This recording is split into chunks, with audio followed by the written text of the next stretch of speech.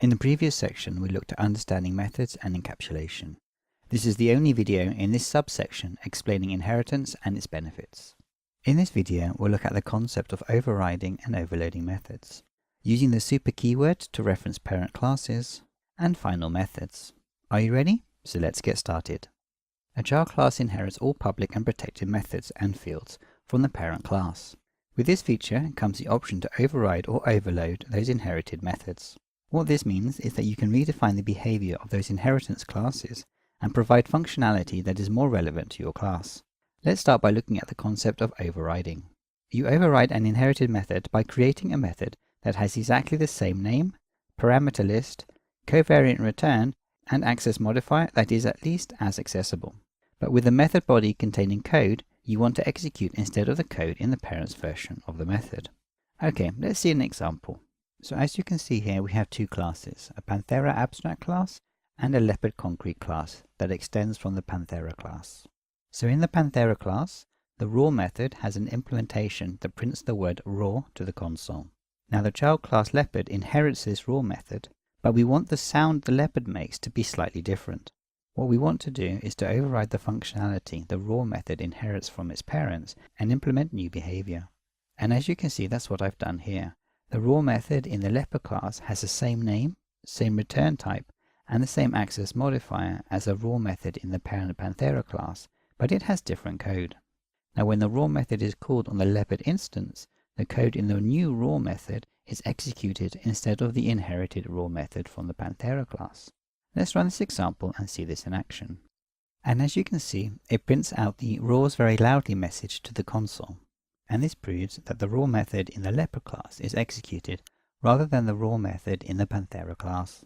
Now instead of completely overriding the behavior of the parent method, you might want to just add to its behavior and use it within your overridden method.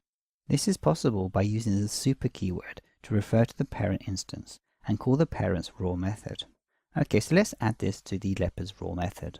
This is possible by using the super keyword to refer to the parent instance and call the parent's raw method. So let's add this to the Leopard's raw method. It is simply a matter of using super to refer to the Panthera class and then calling the raw method. The parent raw method is called via the super reference to the parent class. Okay, so running the code snippet shows that the parent's raw method is called. As you can see, it prints out raws from the parent class and raws very loudly from the Leopard child class. Now the super reference can be used anywhere from within a method, and its use is optional. Later on this lesson, you'll discover more about the super keyword and the super method call.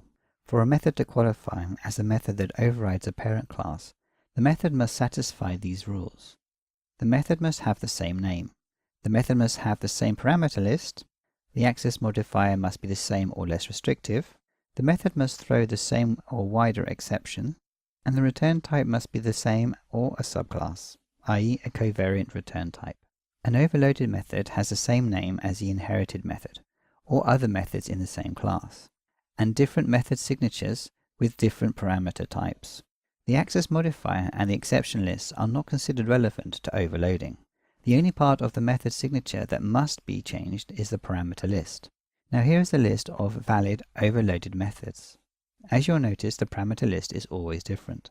Invalid overloaded methods are either duplicate methods that won't compile, or are in fact overridden methods. Here is a list of invalid methods that will not compile. Only the return type of the second method is different, so this is considered to be a duplicate method and will not compile. Be careful of methods that have variable arguments. As shown in this example, a string array is equivalent to a string variable argument. A method marked with a final keyword cannot be overwritten in the child class, and any attempt to do so will result in a failure to compile the class. The purpose of a final method is to ensure that its behavior is not changed by subclasses. In the text you'll find information about interfaces and abstract classes, how to subclass another class, what inherited methods and fields are, how methods are selected, and the effect of hiding methods and variables.